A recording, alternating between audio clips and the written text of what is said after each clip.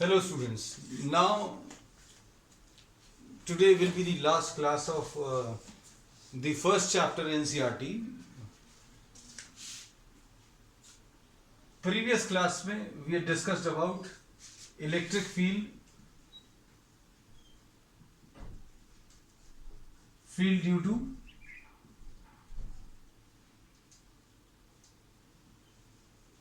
infinite size charge plane. Last class में अभी हम लोगों ने ये लिया था. अब आज अभी हम लोग जो ले रहे हैं इसी के कुछ एप्लीकेशंस ले रहे हैं जो अगले चैप्टर में भी यूज होना है. अब ये इनफाइनाइट साइज का चार्ज प्लेन है which is having a charge density of sigma. इसकी चार्ज डेंसिटी सिग्मा है. इसके कारण जो इलेक्ट्रिक फील्ड आएगी, अब हम जरूरी नहीं है ये ऊपर नीचे बनाएं ये दिखाने के लिए कि ये इनफाइनाइट साइज के हैं और ये प्लेन बोला है, इनफाइनाइट साइज का प्लेन बोला है, लेकिन बनाया इसको लाइन की तरह. तो इमेजिन कर लेना that this is a plane which is placed perpendicular to the paper. इसके कारण इलेक्ट्रिक फील्ड दोनों तरफ मिलेगी और direction of the electric field will be away from the positive. ये चीज फिर electric field will be equal to sigma upon epsilon 0.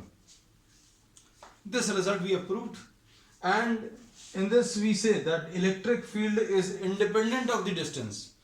Electric field independent of distance है, मतलब this will be creating what a uniform electric field. एक ये uniform electric field create करेगा.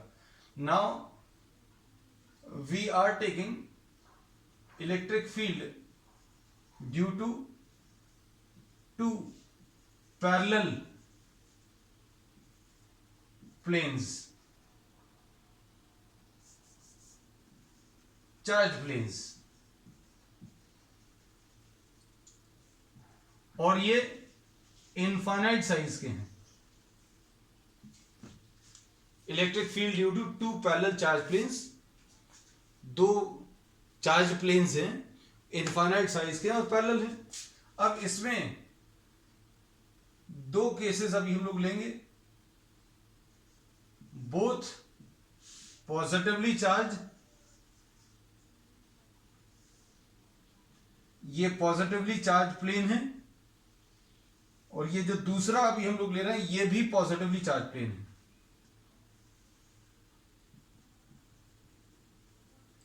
दोनों के ऊपर चार्ज डेंसिटी सिग्मा है. डिस्टेंस कहीं पर मार्क करने की जरूरत नहीं है. इसलिए जरूरत नहीं है क्योंकि इलेक्ट्रिक फील्ड जो है इंडिपेंडेंट ऑफ डिस्टेंस है. सपोज इसको अभी हम लोग फर्स्ट प्लेन बोल दे रहे हैं, इसको सेकंड प्लेन बोल दे रहे हैं. अब इलेक्ट्रिक फील्ड इसके कारण यहां पर निकालें या यहां पर या यहां पर, तीन जगह पर इलेक्ट्रिक फील्ड निकालेंगे. Electric field at the point A, electric field at the point A अगर आप देखें तो ये इलेक्ट्रिक फील्ड फर्स्ट के कारण होगा और सेकंड के कारण होगा. Electric field at any point will be due to first and second. और वेक्टर्स हम लेना है, वेक्टर्स हैं, लेकिन वेक्टर्स अगर एक ही डायरेक्शन में है तो आप स्केलर एक्सप्रेशन यूज करके काम चला सकते हैं. कैसे? अगर इसके कारण इधर पर इलेक्ट्रिक फील्ड देखें तो अवे फ्रॉम द पॉजिटिव आएगा. इस फर्स्ट वाले के कारण electric field will be away from the positive. Second के कारण भी it will be away from the positive. Electric field का direction is away from the positive. तो अभी हम लोग बोलेंगे electric field at A due to one left की तरफ आएगा और electric field at A due to second plate वो भी लेफ्ट की तरफ आएगा, क्योंकि अवे फ्रॉम द पॉजिटिव दोनों लेफ्ट की तरफ हैं. तो दोनों वेक्टर्स अगर एक ही डायरेक्शन में हैं तो स्केलर की तरह ट्रीट करके आप ऐड कर सकते हो. Since both of these are acting towards the left side, तो आपको कोई वेक्टर्स के रूल लगाने की जरूरत नहीं है, because both of these are in the same direction. तो electric field at point A will be electric field at A due to 1 plus electric field at A due to 2.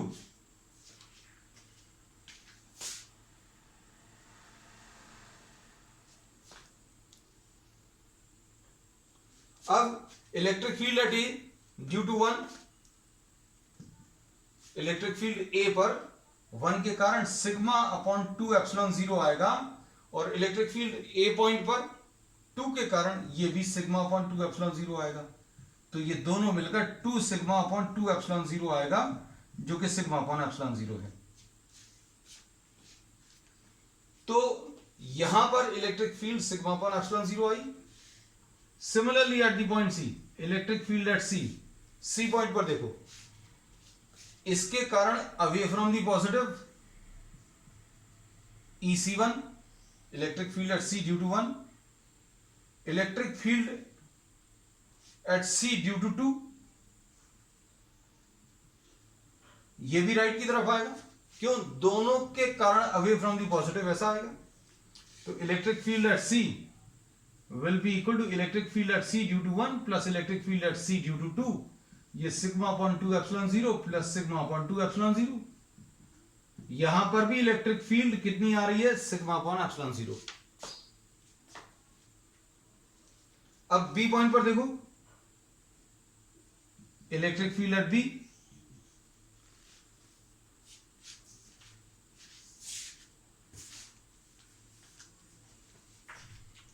Electric field B point पर अगर निकालना है तो इधर पर away from the positive, आप इसको मत देखना, जब इसके कारण यहां पर निकाल रहे हैं तब इसको मत देखना।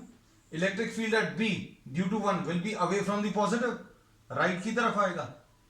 ये EB1 लिख लिया। अब जब इसके कारण निकालोगे तो इसको मत देखना। Electric field at B point पर इसके कारण it will be towards the left side. इस वाली प्लेट के कारण इस पॉइंट पर electric field away from the positive left की तरफ आ जाएगी। तो ये EB2 आ गया। तो electric field at point B दोनों सब्ट्रैक्ट हो जाएंगी। दोनों सब्ट्रैक्ट क्यों होंगी? क्योंकि दोनों ऑपोजिट डायरेक्शन में आएंगी। तो कोई भी पॉइंट अगर आप ले ले या कोई चार्ज अगर आप ले लें तो ये पॉजिटिव प्लेट इसको रिपेल करेगी, ये पॉजिटिव प्लेट इसको रिपेल करेगी। मतलब दोनों के कारण जो फोर्सेस हैं वो ऑपोजिट डायरेक्शन में आएंगी, और फोर्सेस के डायरेक्शन आपको इलेक्ट्रिक फील्ड के डायरेक्शन देते हैं। तो electric field at point B will be equal to electric field at B due to 1 minus electric field at B due to 2। This will be sigma upon 2 epsilon 0 minus sigma upon 2 epsilon 0। ये 0 आ जाएगा। तो for 2 parallel plates carrying equal amount of charge densities will have zero electric field between the plates। मतलब between the plates electric field exist नहीं करेगी, बाहर में electric field exist करेगी दोनों जगह। बाहर में कहीं पर भी आप देखो तो electric field की वैल्यू सेम है, सिग्मा अपॉन एप्सिलॉन 0। नोट कर लो जल्दी से, पर अभी हम next case.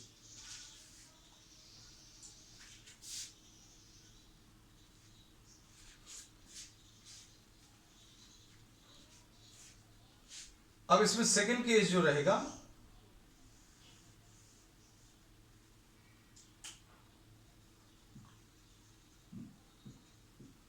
both plates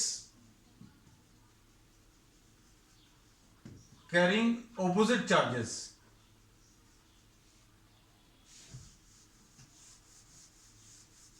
both the plates carrying opposite charges। अब ये अभी हम लोग बनाएंगे।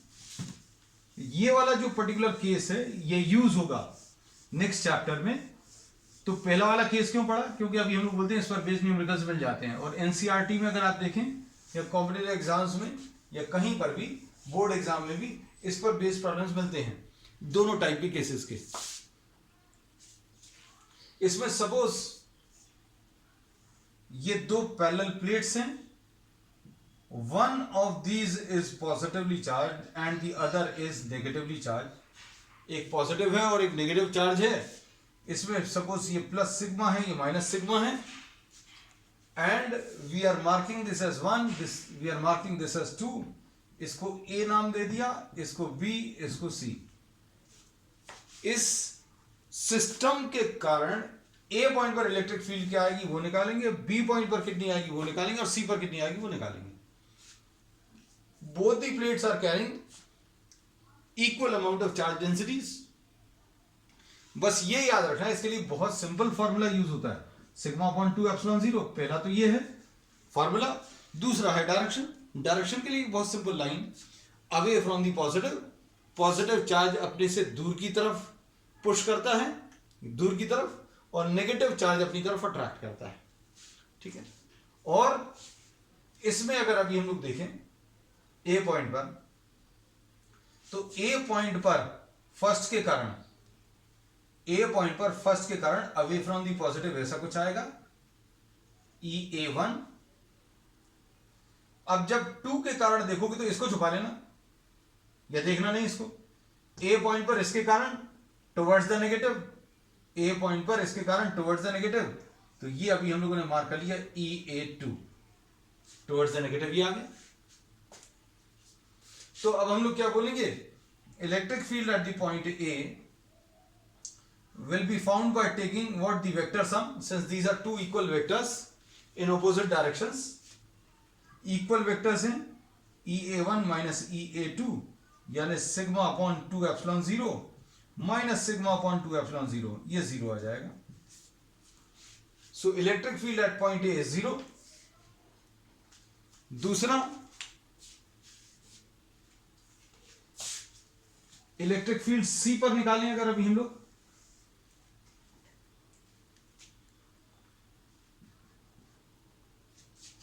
सी पॉइंट पर इसके कारण electric field at point C will be away from the positive, first के कारण EC1 ऐसा कुछ आएगा, अवे फ्रॉम द पॉजिटिव बना लिया। अब EC2 अगर बनाएंगे तो इसको अलग कर लो, electric field at point C due to this will be EC2। तो क्या होगा, electric field at point C will be EC1 minus EC2, ये sigma upon 2 epsilon 0 minus sigma upon 2 epsilon 0 आएगा, जो कि 0। अब बिटवीन द प्लेट्स देखें अभी हम लोग, between the plates away from the positive, इधर से दूर की तरफ away from the positive EB1 आ गया, इस प्लेट के कारण अवे फ्रॉम द पॉजिटिव, और इसके कारण ये पॉइंट बी है,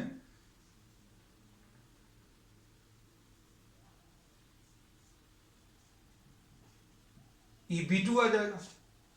तो ये दोनों सेम डायरेक्शन में आ जाएंगे, अवे फ्रॉम द पॉजिटिव भी राइट की तरफ आएगा, टुवर्ड्स द नेगेटिव भी राइट की तरफ आएगा।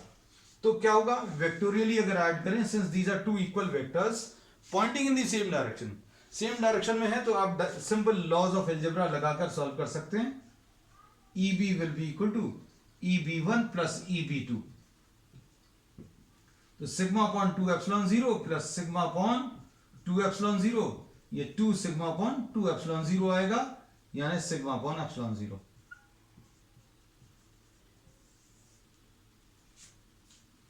तो अगर दोनों प्लेट्स ऑपोजिट टाइप का चार्ज अगर कैरी कर रही हैं, तो इलेक्ट्रिक फील्ड बाहर में 0 रहेगी, बाहर इलेक्ट्रिक फील्ड 0 आएगा, but between the plates electric field will be uniform electric field and this value will be sigma upon epsilon 0।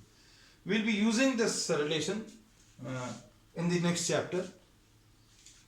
ये फर्स्ट चैप्टर में इतना ही बहुत है, इस पर बेस्ड न्यूमेरिकल्स भी दिए हुए हैं, अगर टाइम बचेगा तो अभी हम लोग करेंगे 1.24 NCERT में, ये बेस्ड है इसी कॉन्सेप्ट पर। अगर टाइम बचेगा तो अभी हम लोग लास्ट में इसको इस पर बेस्ड न्यूमेरिकल ले लेंगे। ठीक, next topic.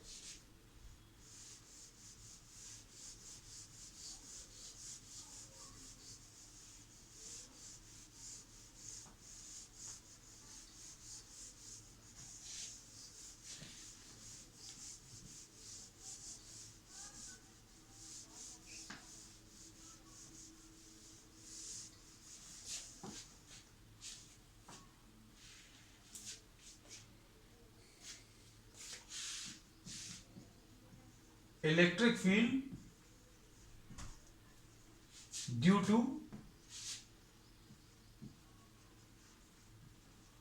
a uniformly charged sphere,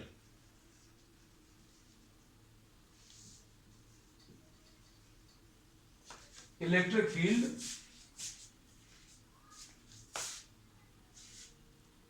due to a uniformly charge sphere. Uniformly charge sphere है,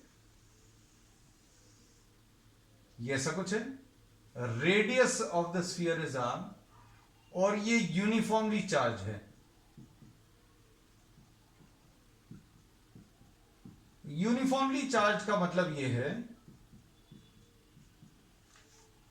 कि किसी भी हिस्से में ज्यादा अमाउंट ऑफ चार्ज नहीं है। जैसे मान लीजिए अगर आपने एक छोटा सा वॉल्यूम यहां से निकाला, उसमें जितना चार्ज आएगा उतना ही किसी और हिस्से से उतना ही वॉल्यूम रिमूव करने पर आएगा। जैसे if you are considering a small volume here, if you are considering the same amount of volume here और here, this will carry equal amount of charge अगर यूनिफॉर्मली डिस्ट्रीब्यूटेड है। अब इसमें ये वाला डायग्राम जो है कंडक्टर के लिए तो पॉसिबल नहीं है, क्योंकि कंडक्टर की प्रॉपर्टीज अभी हम लोगों ने प्रीवियस क्लासेस में डिस्कस की है, और तब भी अभी हमने इसके बारे में बताया था। क्या बताया था कि अगर आप किसी कंडक्टर को चार्ज देंगे तो charge given to any conductor is present on the surface. तो ये वाला जो डायग्राम अगर बना हुआ है तो इसको देखते ही साथ अभी आप कह सकते हैं, ये अभी हमने लिख दिया है, आपको लिखने की जरूरत नहीं है, डायग्राम देखकर ही समझ में आएगा। ये नॉन कंडक्टिंग स्फीयर है, इंसुलेटिंग भी लिखते हैं कहीं कहीं पर, नॉन कंडक्टिंग स्फीयर है। अगर ये डायग्राम में जो स्फीयर दिया है उसमें charge on the sphere suppose Q है, total amount of charge Q है। अगर एक और आपको स्फीयर दिया हुआ है उसमें भी टोटल चार्ज Q दिया है, ये दोनों डायग्राम्स को देखकर अभी आप तुरंत अंतर बता देंगे, भाई चार्ज दोनों में सेम है, रेडियस भी सेम है, सब कुछ सेम है। तो ये देखकर अभी आप तुरंत कह दोगे भाई ये कंडक्टर का है, कंडक्टिंग ऑब्जेक्ट का है, या स्फेरिकल शेल है। ये किसके लिए है? नॉन कंडक्टिंग ऑब्जेक्ट के लिए। So charge on the sphere is Q। Suppose the radius of this is R। अब इसमें एक नई चीज अभी हम लोग डिफाइन कर रहे हैं, क्या? Volume charge density.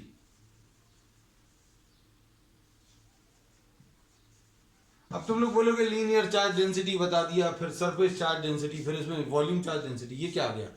तो इसमें अभी हमने बोला आप तीनों टॉपिक्स को ध्यान से अगर देखो तो ये वायर जो था उसमें लेंथ काम की थी तो चार्ज पर यूनिट लेंथ लिया था। फिर पिछले टॉपिक में क्या दिया था? एक प्लेन दिया था, प्लेन में एरिया या 2 डायमेंशनल फिगर है तो चार्ज पर यूनिट एरिया लिया था। अब ये क्या है? एक 3 डायमेंशनल ऑब्जेक्ट है, तो 3 डायमेंशनल ऑब्जेक्ट में वॉल्यूम चार्ज डेंसिटी अभी हम लोग लेंगे, and this volume charge density will be charge per unit volume. It is defined as the charge per unit volume. ठीक है, तो डेफिनेशन आप साथ में लिखते जाना, या फिर जब भी आप वीडियो को दोबारा देखोगे तब भी आप ये चीजें डेफिनेशन साथ में ले सकते हैं। अब इसमें कैलकुलेशंस वाले पार्ट में सबसे पहला कैलकुलेशन अभी हम लोग कर रहे हैं, कौन सा? Electric field at a point, electric field at a point line inside the sphere. हम लोग इलेक्ट्रिक फील्ड का कैलकुलेशन कर रहे हैं अंदर, या फिर इसको ऐसा बोल रहे हैं मैथमेटिकल लैंग्वेज में, electric field at a point lying at a distance r where r is smaller than or equal to capital R.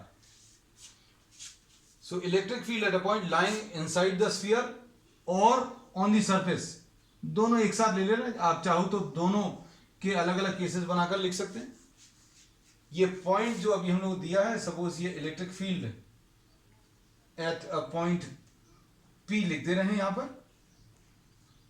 तो ये पॉइंट P बना लिया। इस पॉइंट P का सेंटर से डिस्टेंस r है, electric field at a point P which is lying at a distance r is to be found out. ठीक, ये अब प्रॉब्लम है।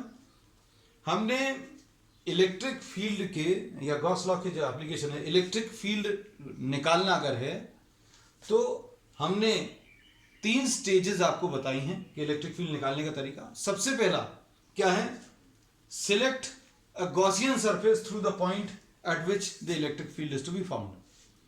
उस पॉइंट से पास होता हुआ एक गॉसियन सरफेस ले लो जिस पॉइंट पर आपको इलेक्ट्रिक फील्ड निकालनी है। अब हमारे पास अभी लॉकडाउन के दौरान ये कलर्ड पेन तो है नहीं, आप कलर्ड पेन से ही डायग्राम ड्रॉ कर लो। Through the point P we are taking a spherical Gaussian surface, ले लिया। थोड़ा सा डार्क कर दें ताकि दिख जाए तुम लोगों को अच्छे से। So we are taking what,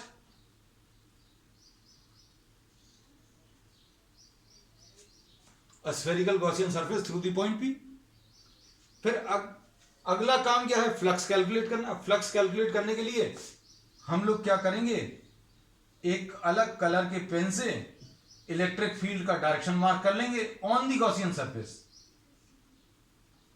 क्योंकि अब ये जो सारी कैलकुलेशंस हैं वो गॉसियन सरफेस के ऊपर होंगे। ये ले लिया। डीएस अगर आपको लेना है तो डीएस ये आ गया बेटा, इलेक्ट्रिक फील्ड का डायरेक्शन मार्क किया। और अगर आपको 2 जगह डीएस मार्क करना तो 2 जगह डीएस मार्क कर लो, छोटा सा area.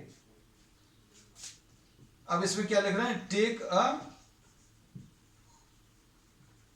Spherical Gaussian surface through the point P।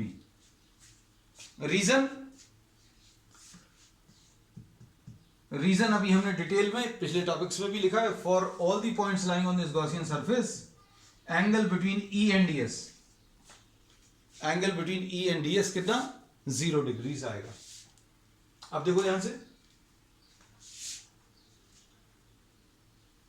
हम ये वाला पोर्शन ड्रॉप कर दे रहे हैं, इसमें ये और लिख ले रहे, सरफेस चार्ज डेंसिटी है, ये Q है चार्ज अपॉन वॉल्यूम 4/3 पाई r3। किसी के दिमाग में ये ना आ जाए कि भैया ये चार्ज और ये वॉल्यूम कुछ लिखा है, यहां पर कुछ और लिख दी। पूरे के लिए चार्ज Q है और पूरे का वॉल्यूम ये है। अगर आपने वॉल्यूम कम ले लिया तो कम वॉल्यूम में चार्ज भी कम हो जाएगा, वॉल्यूम भी कम हो जाएगा।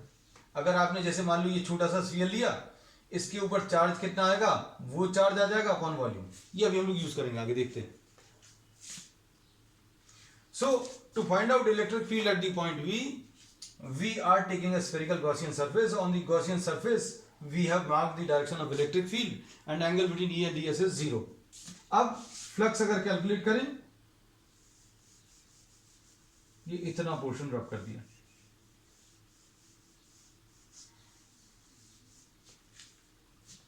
इसका यूज कर लेंगे।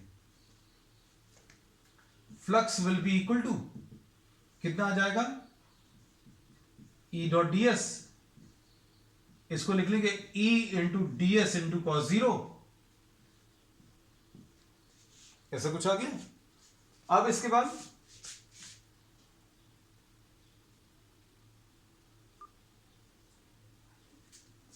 जब अभी हम लोगों ने प्रोडक्ट ले लिया तो ये मैग्नीट्यूड्स रहेंगे, और मैग्नीट्यूड्स हैं इसलिए ऊपर से वेक्टर साइन हटा दिया। ये कितना आ जाएगा, E इंटीग्रेशन ऑफ ds। ये कैलकुलेशन किसके लिए कर रहे हैं, गॉसियन सरफेस के लिए। और गॉसियन सरफेस के लिए छोटे छोटे एरियाज का एडिशन, ये छोटे छोटे एरियाज इसके ऊपर जो लाई कर रहे हैं वो सब मिलाकर कितना आ जाएगा, 4 पाई r square, which is what, the surface area of the sphere. अब ये इलेक्ट्रिक फ्लक्स आ गया। अब इलेक्ट्रिक फ्लक्स आने के बाद अगला काम क्या है, अंदर का नेट चार्ज निकालना। तो charge will be equal to net charge will be equal to this into volume, surface charge density into volume कर लो। चार्ज का फॉर्मूला क्या आ जाएगा, surface charge density into volume, और वॉल्यूम कितना है हम लोगों को मालूम है, 4/3 पाई आर क्यूब। हम लोगों को इतने का वॉल्यूम लेना है क्योंकि इसके अंदर का नेट चार्ज बताना है, हमने शेड कर दिया। इसके अंदर का नेट चार्ज कैसे मिलेगा? सरफेस चार्ज डेंसिटी को आप वॉल्यूम से मल्टीप्लाई कर लो, और वॉल्यूम इसका अगर लेना तो छोटा आर आएगा, इसमें स्मॉल आर। अब सारी चीजें मालूम है, क्या कर सकते हैं? तीसरी स्टेज गॉस लॉ अप्लाई करें।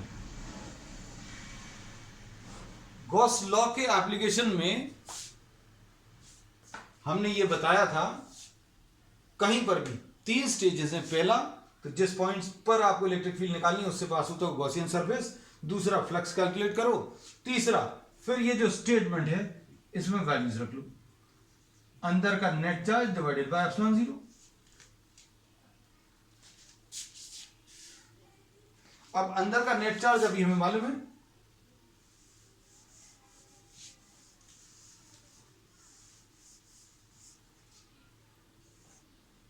फ्लक्स भी मालूम है। फ्लक्स की वैल्यू कितनी है? E into 4 pi r square is equal to net charge rho into 4/3 pi r cube upon epsilon zero.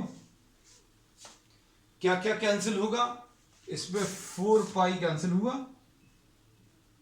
और आर स्क्वायर कैंसिल हुआ, तो कितना आ जाएगा? Electric field rho into R upon 3 epsilon zero.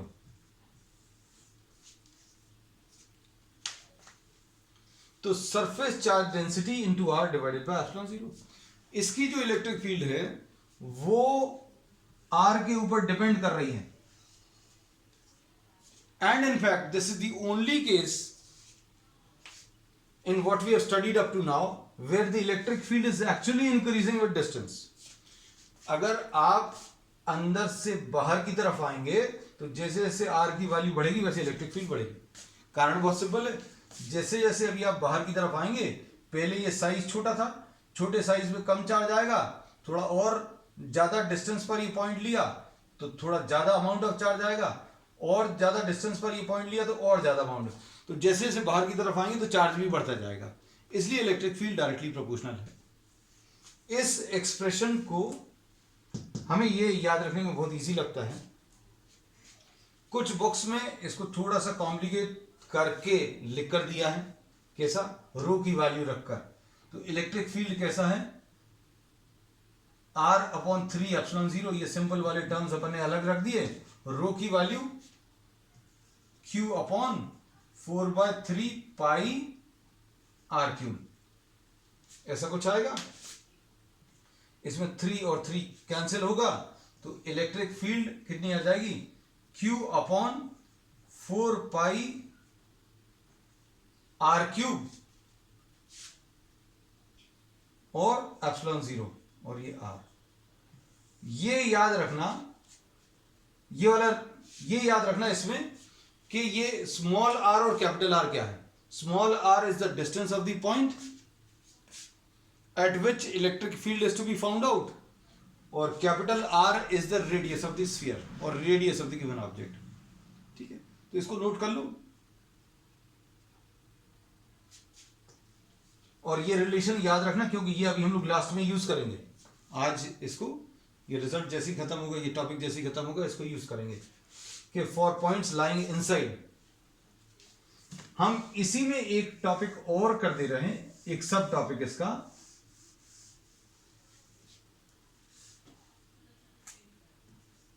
For, ये mark कर देना, for points on the surface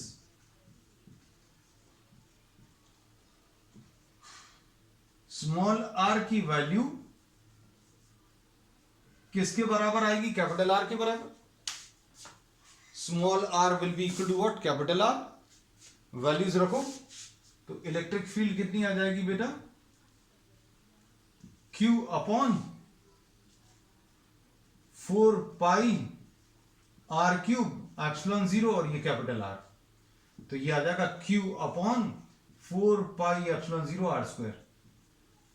ये रिलेशन देखने में बिल्कुल पॉइंट चार्ज के जैसा है।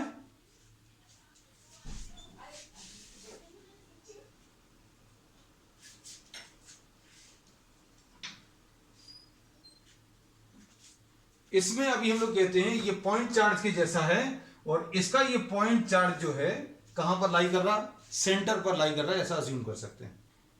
ये पूरे स्फीयर को अगर हम एक पॉइंट चार्ज जैसा मान लें, कब मान सकते हैं ये याद रखना, सरफेस पर अगर हमें इलेक्ट्रिक फील्ड निकालनी है या बाहर, बाहर वाला कैसे अभी हम आगे प्रूव करेंगे। अगर आपको सरफेस पर या बाहर अगर निकालनी है तो इस पूरे स्फीयर का चार्ज आप सेंटर पे मानकर कैलकुलेशन कर सकते हैं, ठीक। अब इसका B part,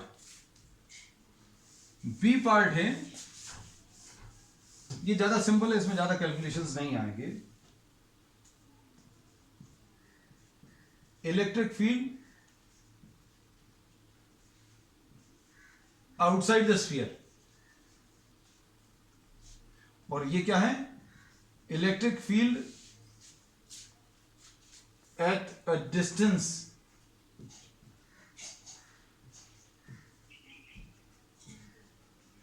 r from the center where r is greater than or equal to r। इसमें ये इक्वल वाला जो है मतलब ऑन दी सरफेस, ये दोनों जगह कंसिडर कर सकते हैं कॉमन। अब इसमें देखो,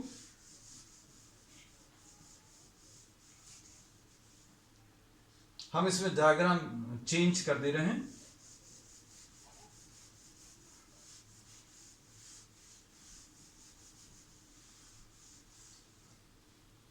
यूनिफॉर्मली चार्ज स्फीयर ड्रॉ कर लो।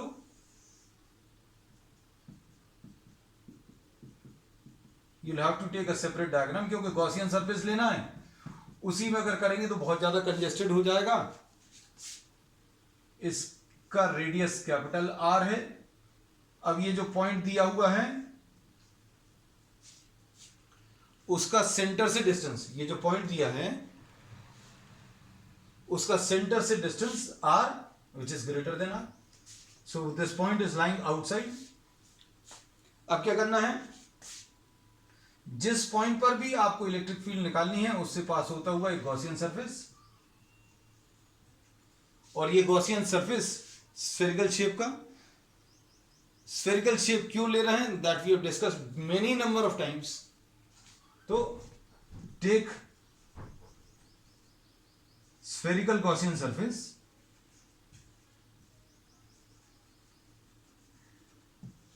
Through P।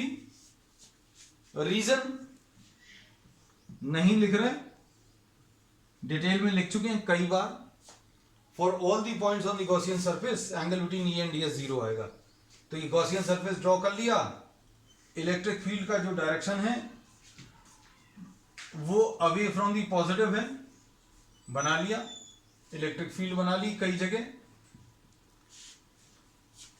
फिर क्या करना है, DS मार्क कर लो, तो we have mark DS also. अब फ्लक्स E डॉट DS यह आ जाएगा E into DS into cos zero, और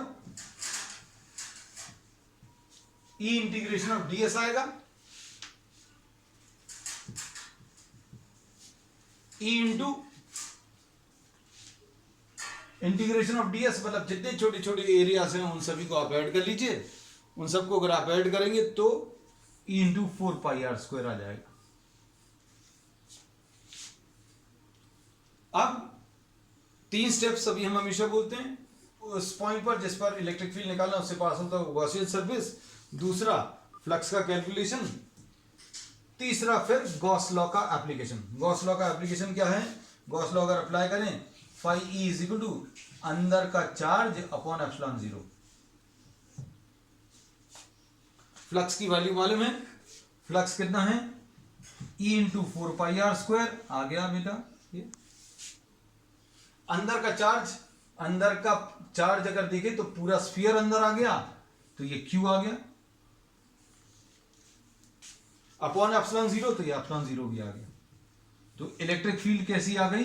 अब इसमें कोई चार्ज डेंसिटी का चक्कर नहीं है। चार्ज डेंसिटी क्यों लेनी थी, क्योंकि अगर आप थोड़ा सा स्फीयर ले रहे हो तो उस थोड़े से स्फीयर के ऊपर चार्ज कितना आएगा वो कैलकुलेट करना था। अब इधर तो इस गॉसियन सरफेस के अंदर पूरा स्फीयर आ रहा है और पूरे स्फीयर का चार्ज कैपिटल Q है, अब इसमें electric field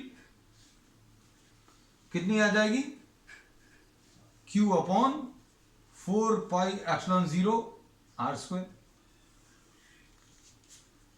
So this relation is similar to the relation which was obtained for a point charge. और ये अभी हमने कहा भी है, क्या कहा है कि अगर आपको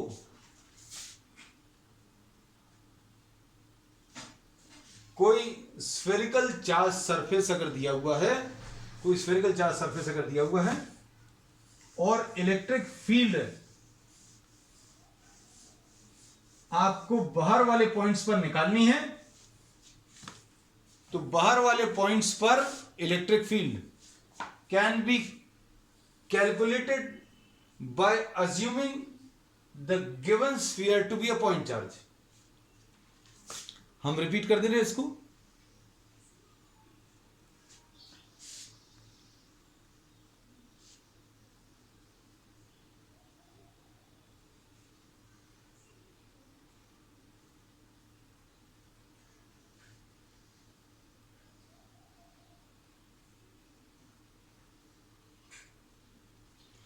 रिपीट करते रहे.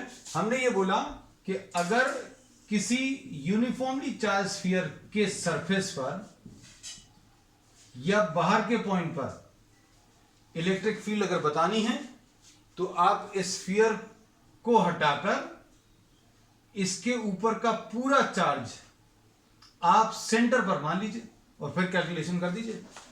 वैसा ही कुछ रिलेशन आया है. So for points which are lying outside the sphere, the entire charge can be assumed to be concentrated at the center and it can be considered as a point charge.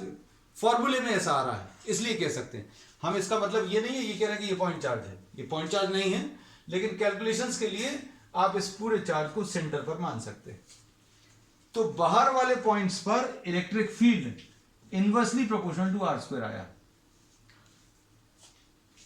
अंदर वाले points पर मालूम है अभी हमें, अंदर वाले points पर electric field directly proportional to r आया था और बाहर वाले पॉइंट्स पर इनवर्सली प्रोपोर्शनल टू r². दोनों में डिफरेंस क्या होता है आप देखो, देखकर बता सकते हैं. Electric field directly proportional to r अगर है, मतलब electric field is increasing with distance. Electric field inversely proportional to r². ये इनसाइड है, ये आउटसाइड है. मतलब अंदर इलेक्ट्रिक फील्ड इंक्रीज हो रही है, बाहर डिक्रीज हो रही है, और डिक्रीज होने का जो रिलेशन दिया हुआ है इनवर्सली प्रोपोर्शनल टू r². ऐसा कुछ है. अब देखो, ये r अभी हम लोगों ने ले लिया, ये इलेक्ट्रिक फील्ड ले ली. दो क्वांटिटीज अगर डायरेक्टली प्रोपोर्शनल है, दोनों के ऊपर पावर 1 है और कोई कांस्टेंट नहीं है एडेड, तो ये स्ट्रेट लाइन आएगा. कोई दो क्वांटिटीज अगर डायरेक्टली प्रोपोर्शनल है तो उनके बीच का ग्राफ स्ट्रेट लाइन. और इसका मतलब ये है जैसे जैसे r की वैल्यू इंक्रीज हो रही है, वैसे वैसे इलेक्ट्रिक फील्ड भी इंक्रीज हो रहा है. ये लाइंस ड्रॉ करने की जरूरत नहीं है, हम सिर्फ समझाने के लिए ले रहे हैं कि अगर r की वैल्यू इंक्रीज हो रही है तो इलेक्ट्रिक फील्ड भी बढ़ रहा है. ये मैक्सिमम कहां पर हो गया, on the surface electric field maximum हो गया. और कितना हो गया ये निकाल चुके हैं सरफेस पर, Q अपॉन 4πε0 r², ऐसा कुछ है. फिर उसके बाद इनवर्सली प्रोपोर्शनल टू r², मतलब क्या है, r अगर आप बढ़ाओगे तो इलेक्ट्रिक फील्ड की वैल्यू कम होती जाएगी. ये कम होना अभी हम लोगों ने दिखा दिया. इनवर्सली प्रोपोर्शनल टू r² में कुछ इस टाइप का ग्राफ आएगा. इसमें जैसे जैसे r की वैल्यू बढ़ेगी, r आप बढ़ाओगे तो इलेक्ट्रिक फील्ड की वैल्यू कम होती जाएगी. तो यहां पर इस ग्राफ के ऊपर लिख सकते हैं E directly proportional to r, और यहां पर क्या लिख सकते हैं, E inversely proportional to r².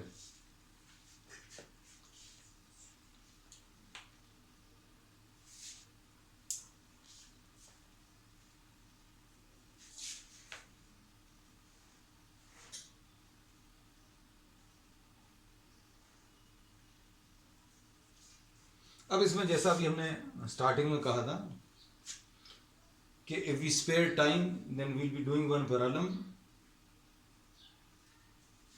This is problem number 1.24. of NCERT.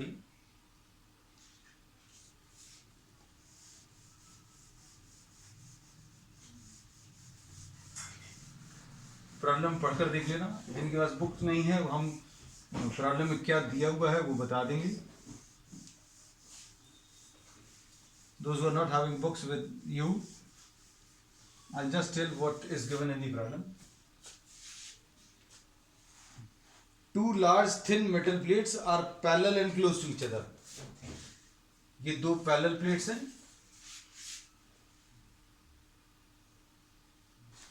इनके ऊपर चार्ज डेंसिटीज ऑपोजिट साइन की हैं, ऐसा इन्होंने कह दिया है, और इक्वल है. एक के ऊपर सिग्मा की value 17 into 10 to the power of -22 coulomb per metre square, ऐसा कुछ दिया हुआ है.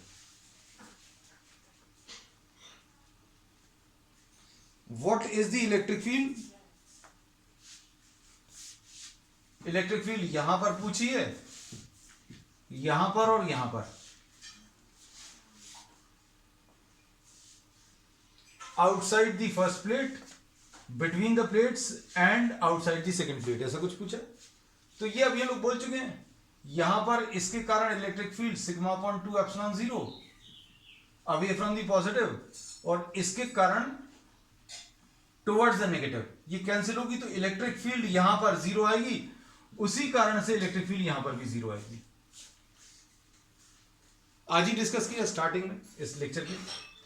बिटवीन द प्लेट्स ई की वैल्यू कैसे मिलेगी? अवे फ्रॉम द पॉजिटिव ऐसा आएगा EB1, और टुवर्ड्स द नेगेटिव EB2. ये भी सेम डायरेक्शन में आएगा, तो electric field at point B will be EB1 plus EB2. और ये कितना? Sigma upon 2 epsilon 0 plus sigma upon 2 epsilon 0, जो कि सिग्मा अपॉन एप्सिलॉन 0 आएगा. मतलब फॉर्मूला सिर्फ इतना सा है. Electric field between the plates sigma upon epsilon 0. Sigma की वैल्यू मालूम है कितनी है? 17 into 10 to the power -22. Epsilon 0 की value 8.86 into 10 to the power -12 से डिवाइड करने की जगह हमें ज्यादा अच्छा ये लगता है कि 4 पाई का ऊपर नीचे मल्टीप्लिकेशन कर लें. क्यों? क्योंकि सिग्मा तो आपने रख लिया. अब क्या लिखा है? इंटू 4 पाई, ये भी लिख लिया. अब क्या बचा? 1/4 पाई एप्सिलॉन 0, इसकी value 9 into 10 to the power 9. 1/4 pi epsilon 0, इसकी value 9 into 10 to the power 9. इसको सिंप्लीफाई कर लेना. ठीक है. That's all for today, and in the subsequent classes we'll be doing some problems. अगले 2-3 दिन जो है बुक्स के प्रॉब्लम्स और प्रीवियस ईयर्स में जो कॉम्पिटिटिव एग्जाम्स में क्वेश्चंस आए हैं, नीट में, एम्स में या JEE में, वो अभी हम लोग डिस्कस करेंगे. ठीक है. That's all.